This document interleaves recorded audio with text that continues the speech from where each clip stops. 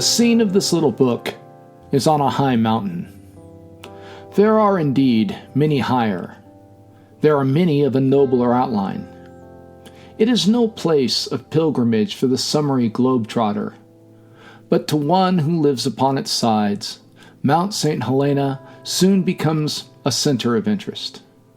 It is the Mont Blanc of one section of the Californian Coast Range, none of its neighbors rising to one-half its altitude.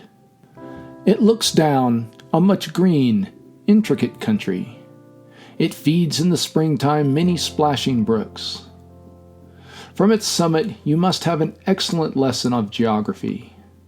Seeing to the south San Francisco Bay, with Tamalpais on one hand and Mount Diablo on the other. To the west and 30 miles away, the open ocean. Eastward, across the cornlands and thick tule swamps of Sacramento Valley, to where the Central Pacific Railroad begins to climb the sides of the Sierras. And northward, for what I know, the white head of Shasta, looking down on Oregon. 3 counties, Napa County, Lake County, and Sonoma County, march across its cliffy shoulders. Its naked peak stands nearly 4,500 feet above the sea. Its sides are fringed with forest, and the soil, where it is bare, glows warm with cinnabar. Life in its shadow goes rustically forward. Bucks and bears and rattlesnakes and former mining operations are the staple of men's talk.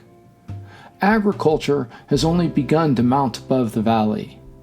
And though in a few years from now the whole district may be smiling with farms, passing trains shaking the mountain to the heart, many windowed hotels lighting up the night like factories, and a prosperous city occupying the site of sleepy Calistoga, yet in the meantime, around the foot of that mountain, the silence of nature reigns, in great measure unbroken. And the people of hill and valley go sauntering about their business as in the days before the flood.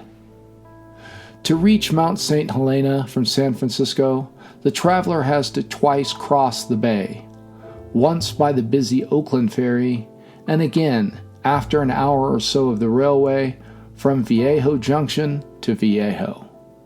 Thence he takes rail once more to mount the long, green strath of Napa Valley.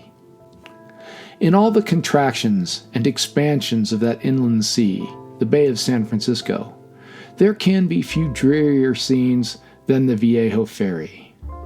Bald shores and a low, bald islet enclose the sea. Through the narrows, the tide bubbles, muddy like a river. When we made the passage, bound, although yet we knew it not, for Silverado, the steamer jumped, and the black buoys were dancing in the jabble. The ocean breeze blew killing chill, and although the upper sky was still unflecked with vapor, the sea fogs were pouring in from seaward, over the hilltops of Marin County, in one great, shapeless silver cloud. South Viejo is typical of many California towns. It was a blunder. A site has proved untenable, and although it is still such a young place by the scale of Europe, it has already begun to be deserted for its neighbor and namesake, North Viejo. A long pier, a number of drinking saloons, a hotel of great size, marshy pools where the frogs keep up their croaking, and even at high noon, the entire absence of any human face or voice. These are the marks of South Viejo. Yet, there was a tall building beside the pier, labeled the Starflower Mills, and sea-going, full-rigged ships lay close along the shore, waiting for their cargo. Soon these would be plunging round the Horn. Soon the flour from the Starflower Mills would be landed on the wharves of Liverpool. For that, too, is one of England's outposts, thither, to this gaunt mill, across the Atlantic and Pacific deeps, and around the icy Horn, this crowd of great, three-masted, deep-sea ships come, bringing nothing and return with bread. The Frisbee House, for that was the name of the hotel, was a place of fallen fortunes, like the town. It was now given up to laborers, and partly ruinous. At dinner, there was the ordinary display of what was called in the West a two-bit house. The tablecloth checked red and white, the plague of flies, the wire hen coops over the dishes, the great variety and invariable vileness of the food, and the rough coatless men devouring it in silence. In our bedroom, the stove would not burn, though it would smoke, and while one window would not open, the other would not shut. There was a view of a bit of an empty road, a few dark houses, a donkey wandering with its shadow on a slope, and a blink of sea, with a tall ship lying anchored in the moonlight. All about that dreary inn, frogs sang their ungainly chorus.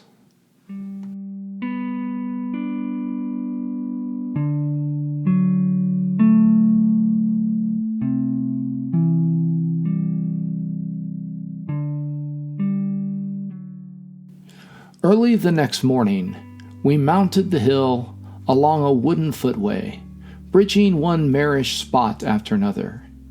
Here and there, as we ascended, we passed a house embowered with white roses. More of the bay became apparent, and soon the blue peak of Tamalpais rose above the green level of the island opposite. It told us we were still but a little way from the city of the Golden Gates, already at that hour beginning to awake among the sand hills.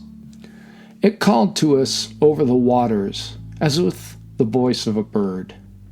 Its stately head, blue as a sapphire on the paler azure of the sky, spoke to us of wider outlooks and the bright Pacific.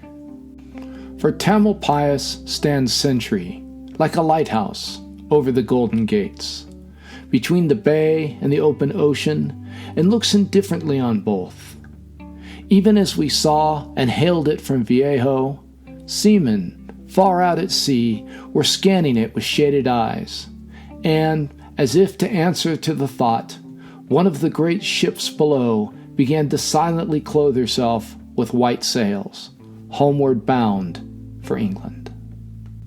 For some way beyond Viejo, the railway led us through bald green pastures. On the west, the rough highlands of Marin shut off the ocean. In the midst, in long, straggling, gleaming arms, the bay died out among the grass. There were few trees and few enclosures. The sun shone wide over the open uplands. The displumed hills stood clear against the sky. But by and by, these hills began to draw nearer on either hand, and first thicket and then wood began to clothe their sides, and soon we were away from all signs of the sea's neighborhood, mounting an inland, irrigated valley. A great variety of oaks stood, now severally, now in a becoming grove, among the fields and vineyards. The towns were compact, in about equal proportions, of bright, new wooden houses and great and growing forest trees, and the chapel bell on the engine sounded most festily that sunny Sunday as we drew up at one green town after another, with the townsfolk trooping in their Sunday's best to see the strangers, with the sun sparkling on the clean houses and the great domes of foliage humming overhead in the breeze. This pleasant Napa Valley is, at its north end, blockaded by our mountain. There, at Calistoga, the railroad ceases, and the traveler who intends ferrying farther to the geysers or to the springs in Lake County must cross the spurs of the mountain by stage. Thus, Mount St. Helena is not only a summit, but a frontier, and up to the time of writing, it has stayed the progress of the Iron Horse. And so begins Robert Louis Stevenson's travelogue and memoir, The Silverado Squatters. Written in 1883, the work recounts the 2-month honeymoon trip made with his newlywed wife, Frances Matilda Vandegrift, known affectionately as Fanny, and her son from a previous marriage. In 1879, Stevenson had received word that Fanny had fallen seriously ill while finalizing her divorce. Fearing for her health and longing to be with her in her time of tribulation, Stevenson had left Scotland at once upon hearing the news and traveled to meet her in Monterey, California. The trip, however, was a difficult one for the author and poet, and upon his arrival, it was he that needed attending to.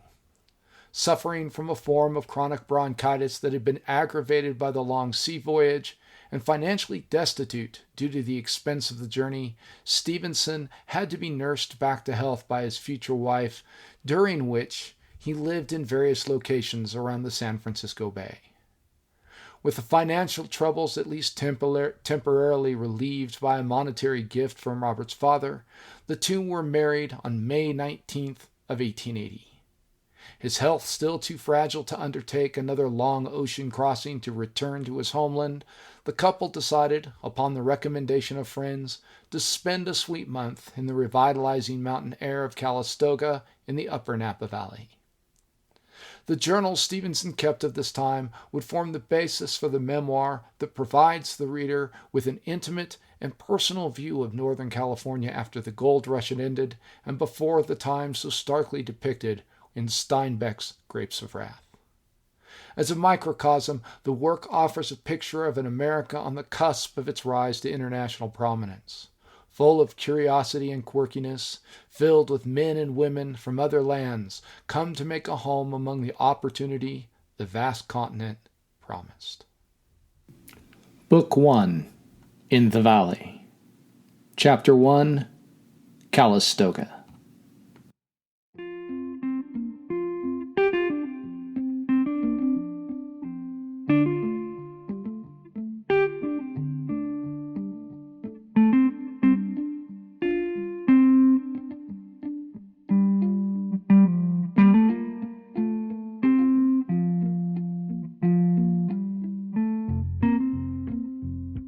It is difficult for a European to imagine Calistoga. The whole place is so new, and of such an accidental pattern. The very name, I hear, was invented at a supper party by the man who found the springs. The railroad and the highway come up the valley about parallel to one another. The street of Calistoga joins the perpendicular to both. A wide street, with bright, clean, low houses, here and there a veranda over the sidewalk, here and there a horse post, here and there lounging townsfolk. Other streets are marked out, and most likely named, for these towns in the New World begin with a firm resolve to grow larger. Washington and Broadway, and then First and Second, and so forth, being boldly plotted out as soon as the community indulges in a plan. But in the meanwhile, all the life and most of the houses of Calistoga are concentrated upon that street between the railway station and the road. I never heard it called by any name, but I will hazard a guess that it is either Washington or Broadway. Here are the blacksmiths, the chemists, the general merchants, the Kong Sam Kee, the Chinese laundrymans. Here probably is the office of the local paper, for the place has a paper. They all have papers. And here, certainly, is one of the hotels, Cheeseborough's, whence the daring Foss, a man dear to legend, starts his horses for the geysers.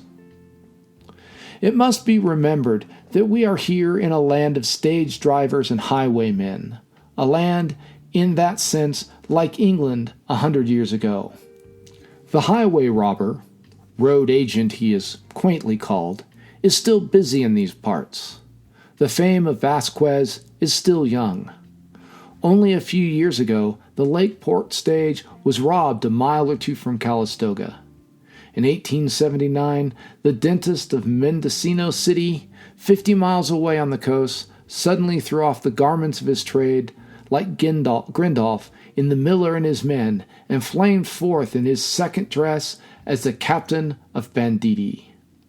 A great robbery was followed by a long chase, a chase of days, if not weeks, among the intricate hill country, and the chase was followed by much desultory fighting, in which several, and the dentist, I believe, amongst the number, bit the dust. The grass was springing for the first time, nourished by their blood, when I arrived in Calistoga. I am reminded of another highwayman of that same year. He had been unwell, so ran his humorous defense, and the doctor told him to take something. So he took the express box.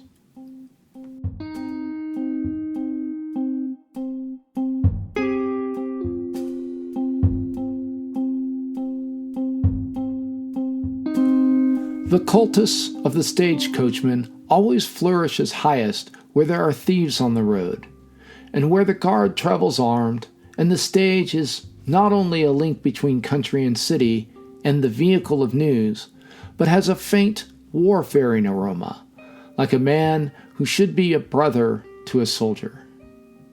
California boasts her famous stage drivers, and among the famous, Foss is not forgotten. Along the unfenced, abominable mountain roads, he launches his team with small regard to human life or the doctrine of probabilities. Flinching travelers who behold themselves coasting eternity at every corner look with natural admiration at their driver's huge, impassive, fleshy countenance. He has the very face for the driver in Sam Weller's anecdote, who upset the election party at the required point. Wonderful tales are current of his readiness and skill. One in particular of how his horses fell at a ticklish passage of the road, and how Foss let slip the reins, and driving over the fallen animal, arrived at the next stage with only 3. This I relate as I heard it, without guarantee.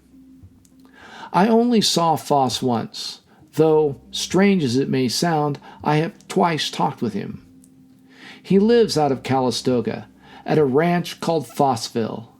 One evening, after he had long gone home, I dropped into Cheeseborough's and was asked if I should like to speak with Mr. Foss. Supposing that the interview was impossible and that I was merely called upon to subscribe the general sentiment, I boldly answered, yes. Next moment, I had one instrument at my ear, another at my mouth, and found myself with nothing in the world to say, conversing with a man several miles off among the desolate hills. Foss rapidly and somewhat plaintively brought the conversation to an end, and he returned to his night's grog at Fossville, while I strolled forth again on Calistoga High Street. But it was an odd thing that here, on what we were accustomed to consider the very skirts of civilization, I should have used the telephone for the first time in my civilized career. So it goes in these young countries. Telephones and telegraphs and newspapers and advertisements running far ahead among the Indians and the grizzly bears.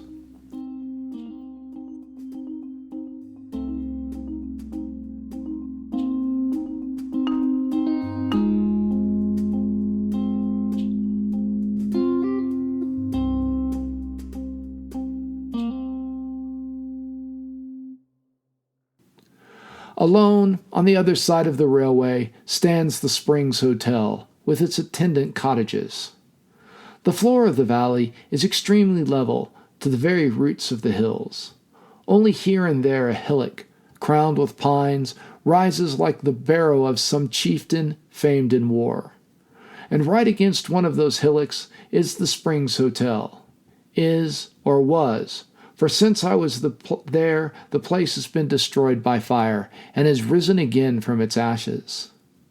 A lawn runs about the house, and the lawn is in turn surrounded by a system of 5-roomed cottages, each with a veranda and a weedy palm before the door. Some of the cottages are let to residents, and these are wreathed in flowers. The rest are occupied by ordinary visitors to the hotel. And a very pleasant way this is, by which you have a little country cottage of your own, without domestic burdens, and by the week or the day.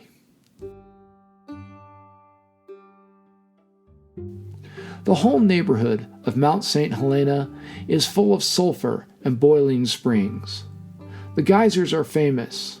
They were the great health resort of the Indians before the coming of the whites. Lake County is dotted with spas. Hot Springs and White Sulphur Springs are the name of two stations on the Napa Valley Railroad, and Calistoga itself seems to repose on a mere film above a boiling subterranean lake. At one end of the hotel enclosure are the springs from which it takes its name, hot enough to scald a child seriously while I was there. At the other end, the tenant of a college sank a well, and there also the water came up boiling. It keeps this end of the valley as warm as a toast. I have gone across to the hotel a little after 5 in the morning when a sea fog from the Pacific was hanging thick and gray and dark and dirty overhead, and found the thermometer had been up before me and had already climbed among the 90s. And in the stress of the day, it was sometimes too hot to move about. But in spite of this heat from above and below, doing one on both sides, Calistoga was a pleasant place to dwell in, beautifully green, for it was then that favored moment in the Californian year, when the rains are over and the dusty summer has not yet set in, often visited by fresh air, now from the mountain, now across Sonoma from the sea. Very quiet, very idle, very silent, but for the breezes and the cattle bells afield. And there was something satisfactory in the sight of that great mountain that enclosed us to the north, whether it stood, robed in sunshine, quaking to its topmost pinnacle with the heat and brightness of the day, or whether it was set itself to weaving vapors, wisp after wisp glowing, trembling, fleeting, and fading in the blue. The tangled, woody, and almost trackless foothills that enclose the valley, shutting it off from Sonoma on the west and from Yolo on the east, rough as they were in outline, dug out by winter streams, crowded by cliffy bluffs and nodding pine trees, were dwarfed into satellites by the bulk and bearing of Mount St. Helena. She overtowered them by 2/3 of her own stature. She excelled them by the boldness of her profile. Her great, bald summit, clear of trees and pasture, a cairn of quartz and cinnabar, rejected kinship with the dark and shaggy wilderness of the lesser hilltops. As Stevenson mentions, the town of Calistoga was, in 1880, a young town, but an old place. Situated on the northern end of California's Napa Valley, it was known as Nelect Sonoma, or Chicken Hawk Place, to the indigenous native Wapo people, a tribal name taken from the Spanish Huapo, or brave. The Wapo are thought to have lived in the region as far back as any memory goes, gathering together in small villages from Clear Lake and Mount St. Helena in the north and east to the Russian River Valley to the south and west. With little political organization, they were a hunter-gatherer people. Discovered by the Spanish in the late 1770s, the population of the tribe at that time is thought to have been between 1,000 and 1,500 individuals. However, through assimilation, often forced, and other deprecations, only 73 members remained at the time of the 1910 census. While the Wapo language has a documented grammar, it is no longer spoken by any living person following the death of the last native speaker, Laura Fish Summersall, in 1990. The founding of Calistoga itself traces to the period when California was part of newly independent Mexico following that country's War of Independence in the second decade of the 19th century. First divided into large rancheras in the 1830s and 40s, the Deepwater Bay and Harbor at what was then known as Yerba Buena, but now as San Francisco, became an important shipping center. It was here that Samuel Brannan, leader of a Mormon settlement expedition, landed in 1846. Founding the city's first English newspaper, Brannan was well connected when the gold rush of 1848 and 49 took place. Using the money he made from various business ventures during the time, Brannan purchased 2,000 acres of land near the foot of Mount St. Helena. The draw, of course, was the natural geothermal activity of the region, which kept it warm and supplied a number of hot springs in the area with a continuous flow of mineralized water, and gave the ever-entrepreneurial Brannan a recognized opportunity to build a tourist spa reminiscent of those found in Saratoga, New York. Thus came about the name of the place in 1867. As quoted in the California Incorporation documents regarding the history town, quote, "The name of Calistoga was given to the place in the fall of 1867 by Mr. Brannan. It was his boast that he was going to make the place the Saratoga of California. So he spliced the names and called it Cal-Istoga, the middle syllable for euphony." The place had already been previously called Hot Springs by the few Americans and Agua Caliente by the Spaniards and Indians. End quote. Brannan's spa opened in the year of 1862, and by 1868 he had built a rail line from San Francisco to the newly incorporated town. Our author and his newlywed wife would arrive at the spa, known as Hot Springs Resort, some 12 years later. Chapter 2. The Petrified Forest.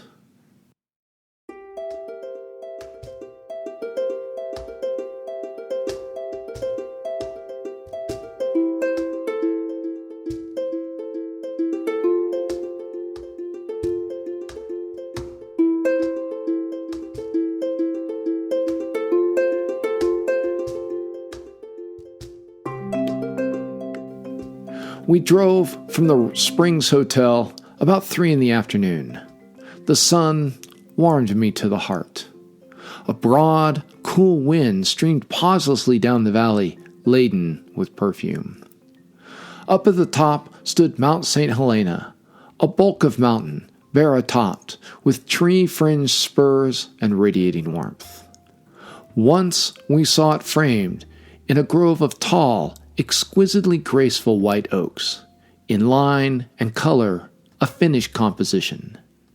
We passed a cow stretched by the roadside, her bell slowly beating time to the movement of her ruminating jaws. Her big red face crawled over by 6 flies, a monument of content. A little further, and we struck to the left up a mountain road, and for 2 hours threaded one valley after another, green, tangled, full of noble tinder, giving us every now and again a sight of Mount St. Helena and the blue, hilly distance, and crossed by many streams, through which we splashed to the carriage step. To the right or to the left, there was scarce any trace of man but the road we followed. I think we passed but one ranchero's house in the whole distance, and that was closed and smokeless. But we had the society of these bright streams, dazzlingly clear as is their wont, splashing from the wheels in diamonds, and striking a lively coolness through the sunshine. And what with the innumerable variety of greens, the masses of foliage tossing in the breeze, the glimpses of distance, the descents into seemingly impenetrable thickets, the continual dodging of the road which made haste to plunge again into the covert, we had a fine sense of woods, and springtime, and the open air. Our driver gave me a lecture, by the way, on Californian trees, a thing I was much in need of, having fallen among painters who know the name of nothing, and Mexicans who know the name of nothing in English. He taught me the madrona, the manzanita, the buckeye, the maple. He showed me the crested mountain quail. He showed me where some young redwoods were already springing heavenwards from the ruins of the old.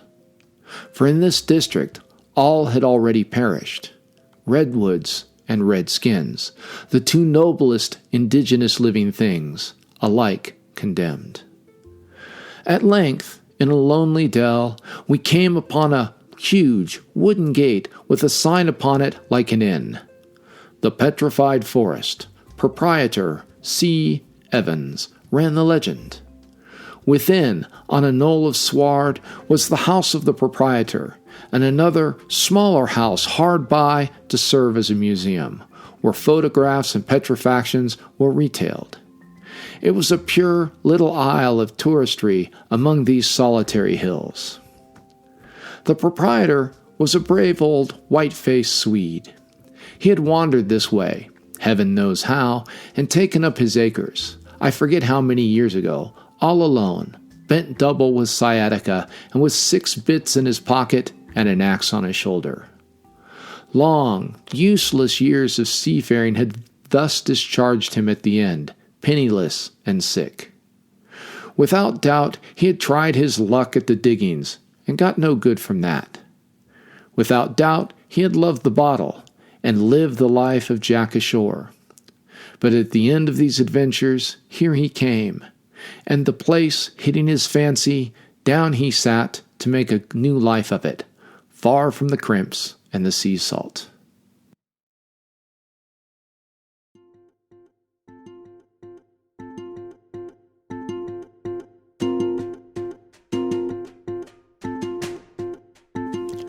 And the very sight of his ranch had done him good.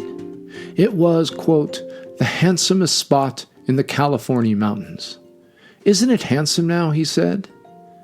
Every penny he makes goes into that ranch to make it handsomer. Then the climate, with the sea breeze every afternoon in the hottest summer weather, had gradually cured the sciatica, and his sister and niece were now domesticated with him for company. Or, rather, the niece came only once in every 2 days, teaching music in the meanwhile in the valley. And then, for a last piece of luck, the handsomest spot in the California mountains had produced a petrified forest, which Mr. Evans now shows at the modest figure of $50 a head, or 2/3 of his capital when he first came there with an axe and a sciatica. This tardy favorite of fortune, hobbling a little, I think, as if in memory of the sciatica, but with not a trace that I can remember of the sea, thoroughly ruralized from head to foot, proceeded to escort us up the hill behind his house. "Who first found the forest?" asked my wife. "The first? I was that man," said he. "I was cleaning up the pasture for my beasts when I found this, kicking a great redwood, 7 feet in diameter, that lay there on its side, hollow heart, clinging lumps of bark, all changed into gray stone, with veins of quartz between what had been the layers of wood." "Were you surprised?" "Surprised? No. What would I be surprised about? What did I know about petrifactions following the sea? Petrifaction. There is no such word in my language. I knew about putrefaction, though. I thought it was a stone. So would you, if you was cleaning up pasture." Now, he had this theory of his own, which I did not quite grasp, except that the trees had not grewed there. But he mentioned, with evident pride, that he differed from all the scientific people who had visited the spot, and he flung about words such as tufa and silica with careless freedom. When I mentioned I was from Scotland, "My old country," he said, "my old country," with a smiling look and a tone of real affection in his voice. I was mightily surprised, for he was obviously Scandinavian, and I begged him to explain. It seemed he had learned his English and did nearly all of his sailing on Scotch ships. "Out of Glasgow," said he, "or Greenock, but it's all the same. They all hail from Glasgow." And he was so pleased with me for being a Scotsman and his adopted compatriot that he made me a present of a very beautiful piece of petrifaction, I believe the most beautiful and portable he had. Here was a man, at least, who was a Swede, a Scot, and an American, acknowledging some kind of allegiance to 3 lands. Mr. Wallace's Scotia-Circassian will not fail to come before the reader. I have myself met and spoken with a Fifeshire German whose combination of abominable accents struck me dumb. But indeed, I think we all belong to many countries, and perhaps this habit of much travel and the engendering of scattered friendships may prepare the euthanasia of ancient nations. And the forest itself? Well, on a tangled, briery hillside, for the pasture would bear a little further cleaning up to my eyes, there lie, scattered thickly, various lengths of petrified trunk, such as the one already mentioned. It is very curious, of course, and ancient enough, if that were all. Doubtless, the heart of the geologist beats quicker at the sight, but, for my part, I was mightily unmoved. Sightseeing is the art of disappointment. There's nothing under heaven so blue that's fairly worth the traveling to. But fortunately, heaven rewards us with many agreeable prospects and adventures by the way, and sometimes, when we go out to see a petrified forest, prepares us a far more delightful curiosity in the form of Mr. Evans, whom may all prosperity attend throughout a long and green old age. The process of producing a petrified forest is the result of events both cataclysmic and glacial. Occurring underground, when a tree or other woody plant is buried under water-saturated sediment or volcanic ash, petrifaction occurs when water forces out the oxygen required by the bacteria and fungi that promote aerobic decomposition of organic matter. The wood thus locked in the state of its growth at the time of being buried, the mineral-laden water then proceeds to slowly deposit its non-organic cargo within the cells of the plant in a process appropriately known as mineralization that can take many thousands of years. While being buried may occur gradually for the tree trunks or other material washed into finely sedimented alluvial deltas formed by the outflows of a large river, it is much more common to find such specimens emerging from the eroding or eroded remnants of volcanic lahars and ash beds. In the case of an entire forest being petrified, such a mass embalming of the living dead, if such a term can be used, can only occur in the most violent way, that of a volcanic eruption followed by intrusion of hot, mineralized water. In North America, there are a number of sites where large amounts of petrified material can be found, ranging from the Catskill region of New York to Washington State to a huge site near to me here in Flagstaff, Arizona. So large, in fact, that it has been designated as the Petrified Forest National Park by the United States Park Service. Pieces of this long-dead copse of stone have found their way up to the front yard of the house I rent. So ubiquitous are the remnants of the trees buried during the Triassic period by volcanic ash thrown up from the San Francisco peaks. The forest of stone mentioned by Stevenson dates from the Pliocene era, some 3.4 million years ago, when the surrounding woods were buried by an eruption from Mount St. Helena. Over the course of thousands of years, the now subterranean giant redwood and sequoia groves were fossilized, only to be later exposed again through the processes of weathering and erosion. Originally discovered not by Mr. Evans, but rather Othniel Charles Marsh in 1870, the trees were the largest such specimens found anywhere on the globe. After passing through many hands, the lands containing the forest were purchased by the Bakke family of Calistoga in 1912 for the cost of $14,000, and on the eve of the First World War, the site was open to tourists for the same price charged by the erstwhile Mr. Evans, a mere 50 cents. It has remained in the family's hands ever since.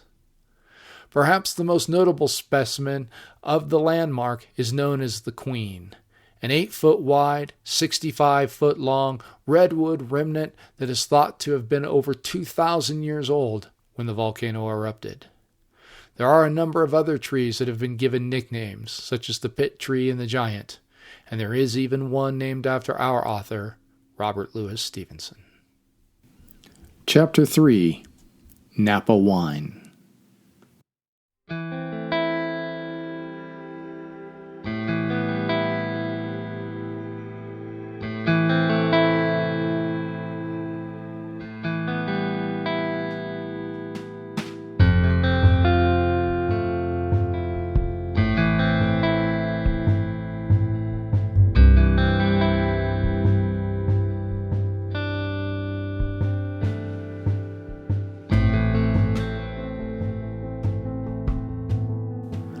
I was interested in Californian wine. Indeed, I am interested in all wines, and have been all of my life. From the raisin wine that a schoolfellow kept secreted in his playbox to my last discovery, those notable Valtellines that once shone upon the board of Caesar. Some of us, kind old pagans, watch with dread the shadows falling on the age, how the unconquerable worm invades the sunny terraces of France, and Bordeaux is no more, and the Rhone a mere Arabia Petraea. Chateauneuf is dead, and I have never tasted it. Hermitage, a hermitage indeed from all life's sorrows, lies expiring by the river. And in the place of those imperial elixirs, beautiful to every sense, gem-hued, flower-scented, dream-compellers, behold upon the quays at Sète the chemicals arrayed. Behold the analyst at Marseille, raising hands in obsecration, attesting God Laos, and the vats staved in, and the dishonest wines poured forth among the sea. It is not Pan only. Bacchus, too, is dead. If wine is to withdraw its most poetic countenance, the son of the white dinner cloth, a deity to be invoked by 2 or 3, all fervent, hushing their talk, degusting tenderly, and storing reminiscences. For a bottle of good wine, like a good act, shines ever in the retrospect. If wine is to desert us, go thy ways, old Jack. Now we begin to have compunctions, and look back at the brave bottles squandered upon dinner parties, where guests drank grossly, discussing politics the while, and even the schoolboy took his whack, like licorice water. And at the same time, we look timidly forward, with a spark of hope, to where the new lands, already weary of producing gold, begin to green with vineyards. A nice point in human history falls to be decided by Californian and Australian wines. Wine in California is still in the experimental stage, and when you taste a vintage, grave economical questions are involved. The beginning of vine planting is like the beginning of mining for the precious metals. The wine grower also prospects. One corner of land after another is tried with one grape after another. This is a failure. That is better. A third best. So, bit by bit, they grope about for their Clos Vougeot and Lafitte, those lodes and pockets of earth more precious than the precious ores that yield inimitable fragrance and soft fire. Those virtuous bonanzas where the soil has sublimated under sun and stars to something finer, and the wine is bottled poetry. These still lie undiscovered. Chaparral conceals. Thicket embowers them. The miner chips the rock and wanders further, and the grizzly muses undisturbed. But there they bide their hour, awaiting their Columbus, and nature nurses and prepares them. The smack of California earth shall linger on the palate of your grandson.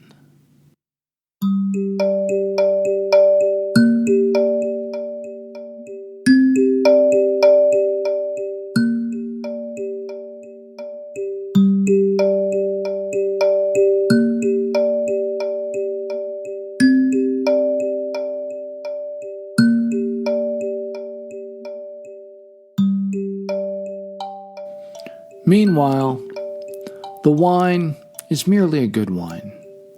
The best I have had tasted better than a Beaujolais, and not unlike. But the trade is poor. It lives from hand to mouth, putting its all into experiments and forced to sell its vintages. To find one properly mature and bearing its own name is to be fortune's favorite. Bearing its own name, I say, and dwell upon the innuendo. You want to know why Californian wine is not drunk in the States? A San Francisco wine merchant said to me after he had shown me through his premises. Well, here's the reason. And opening a large cupboard filled with many little drawers, he proceeded to shower me all over with a great variety of gorgeously tinted labels, blue, red, or yellow, stamped with crown or coronet, and all hailing from such a profusion of clos and chateaux that a single department could scarce have furnished forth the names. It was strange that all looked unfamiliar. Chateau X, said I? I've never heard of that. I dare say not, said he. I had been reading of one of X's novels. They are all castles in Spain. But that, sure enough, is the reason why California wine is not drunk in the States.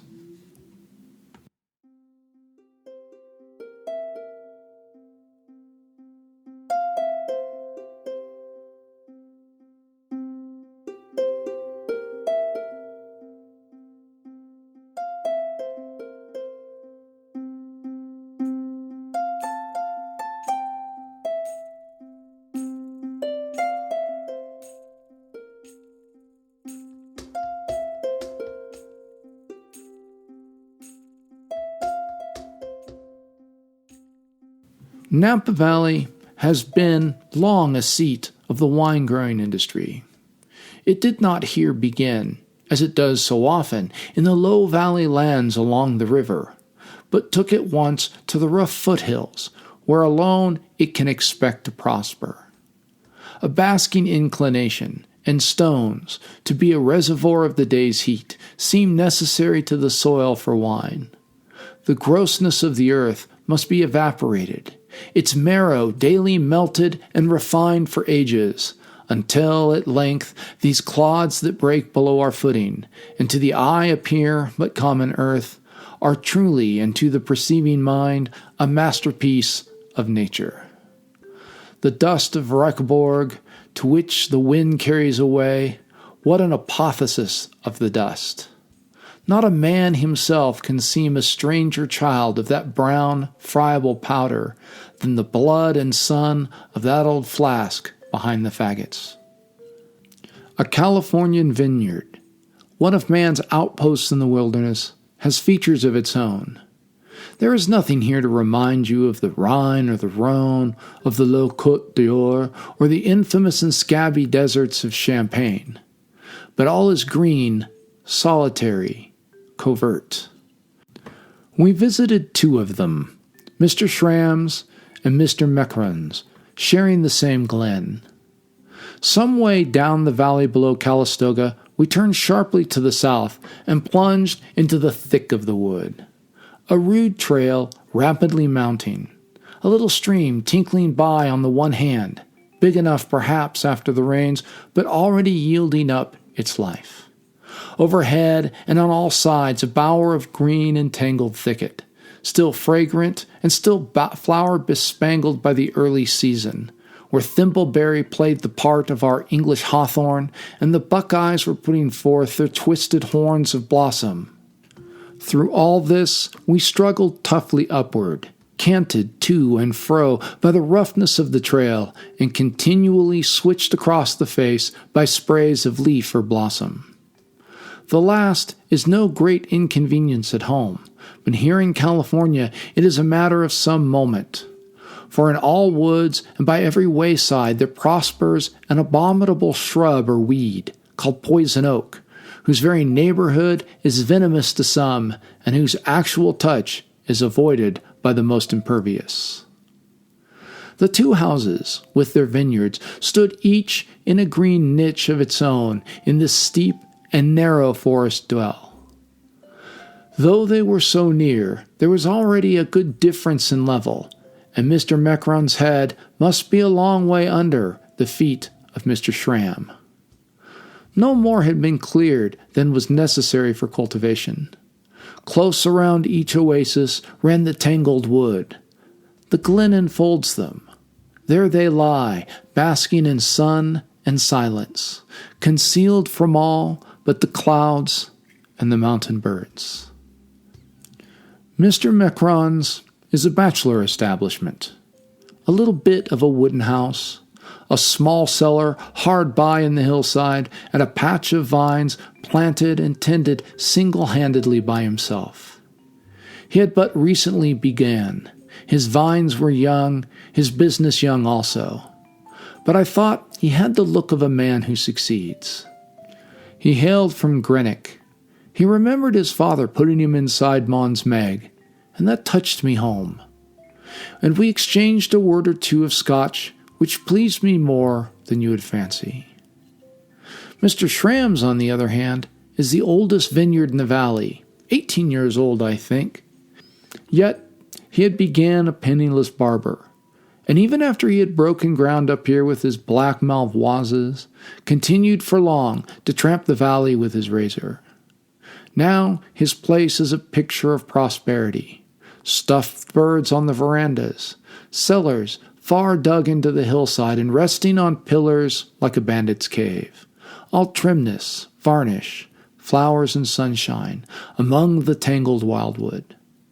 Stout, smiling Mrs. Schramm, who had been to Europe and apparently all about the States for pleasure, entertained Fanny on the veranda, while I was tasting wines in the cellar. To Mr. Schramm, this was a solemn office. His serious gusto warmed my heart. Prosperity had not yet wholly banished a certain neophyte and girlish trepidation, and he followed every sip and read my face with proud anxiety. I tasted all. I tasted every variety and shade of Schramberger. Red and white Schramberger, Burgundy Schramberger, Schramberger Hock, Schramberger Golden Chasselas, the latter with a notable bouquet, and I fear to think how many more. Much of it goes to London, most I think, and Mr. Schramm has a great notion of the English taste. In this wild spot, I did not feel the sacredness of ancient cultivation. It was still raw. It was no Marathon, no Johannesburg, yet the stirring sunlight and the growing vines and the vats and bottles in the cavern made a pleasant music for the mind. Here also, earth's cream was being skimmed and garnered, and the London customers can taste, such as it is, the tang of the earth in this green valley. So local, so quintessential is a wine, that it seems the very birds in the veranda might communicate a flavor. And that romantic cellar influenced the bottle next to be uncorked in Pimlico, and the smile of jolly Mr. Schramm might mantle in the glass. But these are but experiments. All things in this new land are moving farther on. The wine vats and the miners' blasting tools but picket for a night, like Bedouin pavilions, and tomorrow to fresh woods. The stir of change and these perpetual echoes of moving football haunt the land. Men move eternally, still chasing fortune, and fortune found, still wander. As we drove back to Calistoga, the road lay empty of mere passengers, but its green side was dotted with camps of traveling families, one encumbered with a great wagon full of household stuff, settlers going to occupy a ranch they had taken up in Mendocino, or perhaps Tehama County. Another, a party in dust coats, men and women, whom we found camped in a grove on the roadside, all on pleasure bent, with a Chinaman to cook for them, and who waved their hands to us as we drove by. For the French, it was the most horrifying of disasters, one that struck at the national identity, an identity forged during the reigns of the Bourbon kings dating back to Louis XIII. That king's minister, Richelieu, had recognized that a potent economic engine for the kingdom would be the promotion and sale of luxury goods all across Europe that could be produced in small unit sizes and transported easily, but that were also unique. While products such as perfume, chocolate, and even salt would be so marketed, no item, no single thing became more widely prized than the bottles of gem-hued elixir that poured forth from France's many distinct wine-producing regions. While other countries had long traditions of producing wines, it was places such as Bordeaux and Champagne that found the right combinations of elemental inputs, soils, water, and varieties of vines that would lead to the fermentation and aging of the most sublime of human concoctions. However, in 1863, all of that was existentially threatened by a species of small aphid that had somehow been imported from the United States, likely aboard a steamship. First discovered in Languedoc, the individual members of the species Phylloxera would attach themselves to the rootstock of the great and old vines of France, of the species Vine vitis vinifera, and begin to drink the sap of the stalk. As part of this process, the aphid would inject a venom into the stalk that corroded the root structure of the vine, thus killing it before moving on to a new host and victim. So is the cause and pathway of the blight that would come to threaten the vines of not only Languedoc, but a full 40% of the vineyards of France in the years between 1863 and the mid-1870s. It was a huge economic blow to the country, coming so soon after the revolutions of 1848 and during the Franco-Prussian War of 1870. The solution to this threat, rather ironically, would also come from America.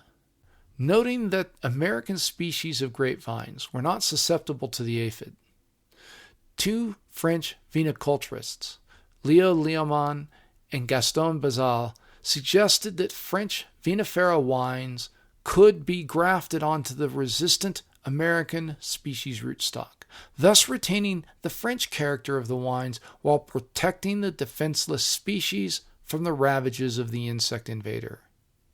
It would be the American horticulturalist Thomas Volney Munson who would provide the native Texas rootstock for grafting, a contribution that would be recognized with the awarding of the French Legion of Honor, Chevalier du Mérite Agricole.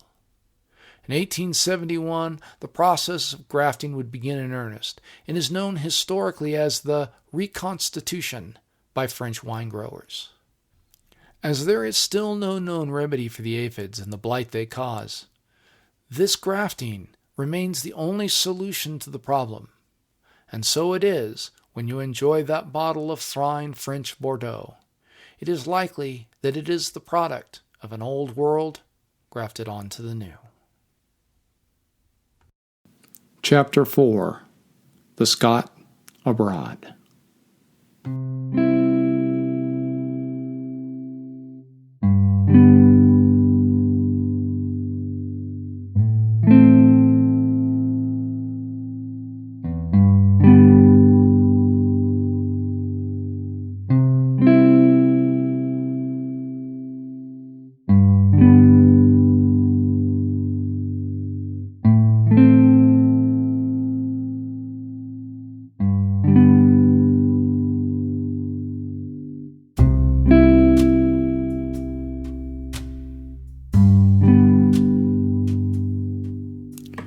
A few pages back, I wrote that a man belonged, in these days, to a variety of countries. But the old land is still the true love. The others are but pleasant infidelities. Scotland is indefinable. It has no unity except upon the map. 2 languages, many dialects, innumerable forms of piety, and countless local patriotisms and prejudices part us among ourselves more widely than the extreme east and west of that great continent of America. When I am at home, I feel a man from Glasgow is to be something like a rival, a man from Bara to be more than half a foreigner. Yet, let us meet in some far country, and whether we hail from the braes of Manor or the braes of Mar, some ready-made affection joins us on the instant. It is not race. Look at us. One is Norse, one Celtic, the other Saxon. It is not community of tongue. We have it not among ourselves, and we have it almost to perfection with English or Irish or American. It is no tie of faith, for we detest each other's errors. And yet, somewhere, deep down in the heart of each one of us, something yearns for the old land and the old, kindly people. Of all the mysteries of the human heart, this is perhaps the most inscrutable. There is no special loveliness in that gray country, with its rainy, sea-beat archipelago, its fields of dark mountains, its unsightly places black with coal, its treeless, sour, unfriendly-looking cornlands, its quaint, gray, castled cities where the bells clash of a Sunday and the wind squalls and the salt showers fly and beat. I do not even know if I desire to live there. But let me hear, in some far land, a kindred voice sing out, "Oh, why I left my home." And it seems at once as if no beauty under the kind heavens, and no society of the wise and good can repay me for my absence from my country. And though I think I would rather die elsewhere, yet in my heart of hearts I long to be buried among good Scots clods. I will say it fairly. It grows on me with every year. There are no stars so lovely as Edinburgh street lamps. When I forget thee, Aldrich, may my right hand forget its cunning.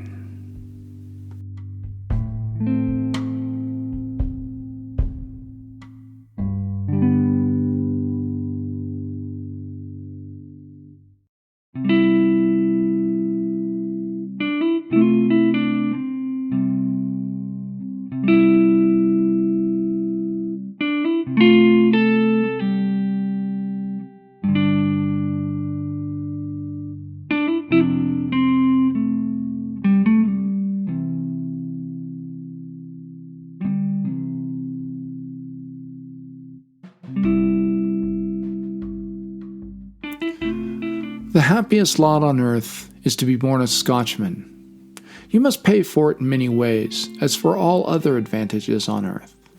You have to learn the paraphrases and the shorter catechism. You generally take to drink. Your youth, as far as I can find out, is a time of louder war against society, of more outcry and tears and turmoil than if you had been born, for instance, in England. But somehow life is warmer and closer, and the hearth burns more redly, and the lights of home shine softer on the rainy streets. The very names, endeared in verse and music, cling nearer round our hearts. An Englishman may meet an Englishman tomorrow, among Chimborazo, and neither of them care. But when the Scotch wine grower told me of Mons Meg, it was like magic. From the dim shieling on the misty island mountains divide us, and a world full of seas. Yet our hearts are still true. Our hearts are Highland, and we, in dreams, behold the Hebrides. And Highland and Lowland, all our hearts are Scotch.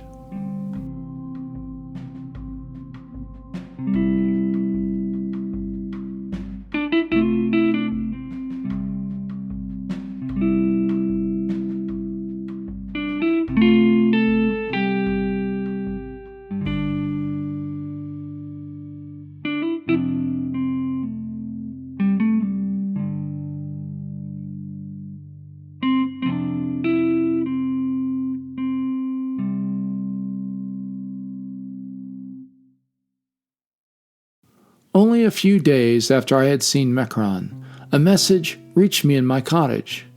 It was a Scotchman who had come down a long way from the hills to market. He had heard there was a countryman in Calistoga and came round to the hotel to see him. We said a few words to each other. We had not much to say. Should never have had seen each other had we stayed at home, separated alike in space and in society.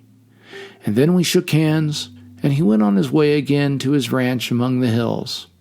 And that was all.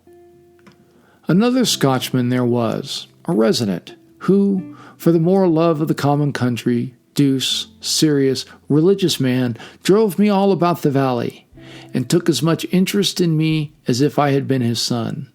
More, perhaps, for the son has faults too keenly felt, while the abstract countryman is perfect, like a whiff of peats. And there was another. Upon him I came suddenly, as he was calmly entering my cottage, his mind quite evidently bent on plunder. A man about 50, filthy, ragged, roguish, with a chimney-pot hat and a tailcoat, and a pursing of his mouth that might have been envied by an elder of the kirk. He had just such a face as I have seen a dozen times behind the plate. "Hello, sir," I cried. "Where are you going?" He turned around without a quiver.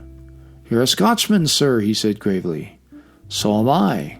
I come from Aberdeen. This is my card," presenting me with a piece of pasteboard which he had raked out of some gutter in the period of the rains. "I was just examining this palm," he continued, indicating the misbegotten plant before our door, "which is the largest specimen I have yet observed in California." There were 4 or 5 larger within sight. But where was the use of the argument? He produced a tape line, made me help him to measure the tree at the level of the ground, and entered the figures in a large filthy pocketbook, all with the gravity of Solomon. He then thanked me profusely, remarking that such little services were due between countrymen, shook hands with me for old lang syne, as he said, and took himself solemnly away, radiating dirt and humbug as he went. A month or 2 after this encounter of mine, there came a Scot to Sacramento, perhaps from Aberdeen. Anyway, there was never anyone more Scotch in this wild world. He could sing and dance and drink, I presume, and he played the pipes with vigor and success. All the Scotch in Sacramento became infatuated with him, and spent their spare time and money driving him about in an open cab between drinks while he blew himself scarlet at the pipe. This is a very sad story. After he had borrowed money from everyone, he and his pipes suddenly disappeared from Sacramento, and when last I heard, the police were looking for him. I cannot say how this story amused me, when I felt myself so thoroughly ripe on both sides to be duped in the same way. It is at least a curious thing to conclude that the races which wander widest, Jews and Scotch, should be the most clannish in the world. Perhaps these two are cause and effect, for ye were strangers in the land of Egypt.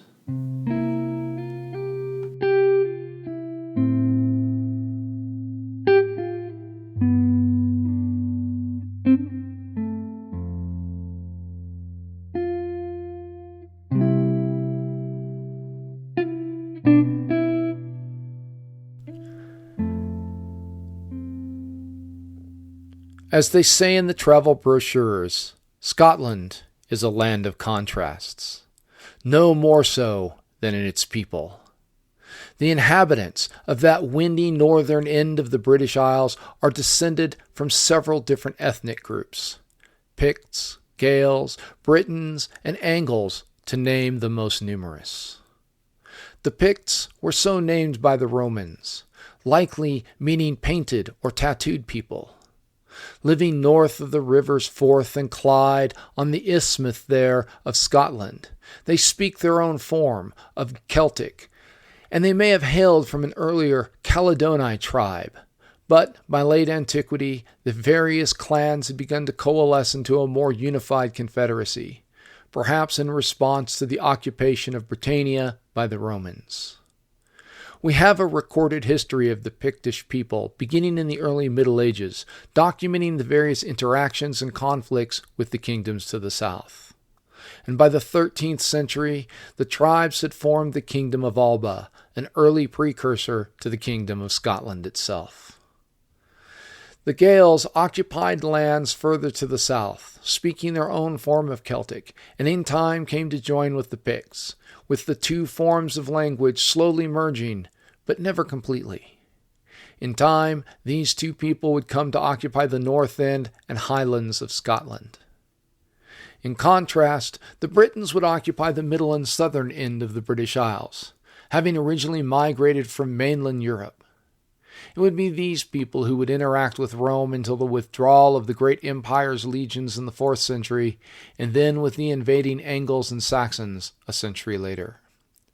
These would become the occupants of what are known as the Scottish Lowlands. In time, the political entity known as Scotland would emerge out of these disparate peoples, each with their own languages and customs. And it would be in the 11th century that the region would come under the sway of the Normans of William the Conqueror, though in their case this would be more through invitation than through conquest. In time also, the Scots would adopt the Christian faith, but it was a version less bound to the rule of Rome and the pontiff there. During the Reformation, the unity of the faithful, like in so many other places, would splinter, with some remaining Catholic, some following the Church of England and its structure of a bishop-led hierarchy, and others following a new structure of organization, wherein churches were more independent, guided by presbyters. Each would accuse the others of various heresies and errors, and would, from time to time, join in the political struggles at the kingdom level that are part of any human enterprise. Today, however, the split is of a different sort, with about 50% of the population reporting itself as Christian, while the other half claim no religion at all. Over the years, Scotland would emerge as something that was part of a larger whole, Great Britain, while still remaining unique both from that larger empire and in its own sense of unique regional character. This diversity would be both a source of unity and division, and would lead to great intellectual achievements, such as the Scottish Enlightenment with figures like David Hume, Adam Smith, and Robert Burns, but also leading to scarring exploitation, as was the case in the Highland clearances. Even in its most famous export, whiskey, and that is properly spelled without an E, there are regional divisions and rivalry owing to the differences in water, barley, and the fuel used to make and distill the mash, not to mention that which goes on between different clans. All of this has led to the formation of a people as seemingly comfortable outside of their country as inside of it. At the time of this writing, there are more people in the United States who claim Scottish descent than there are in Scotland itself. In fact, if one were to count the number of Scots living in Canada, Australia, New Zealand, England, and the United States, that number would outnumber the number of indigenous residents nearly 4-1. This is not surprising, as census figures report that nearly 1 in 4 Scots will leave their homeland at some point during their lives to settle somewhere else. And yet, as our author says, there remains in the Scottish, whether at home or abroad, a distinct cultural character, an identity born of that boreal place of windswept highlands, castled cities, and old lang syne.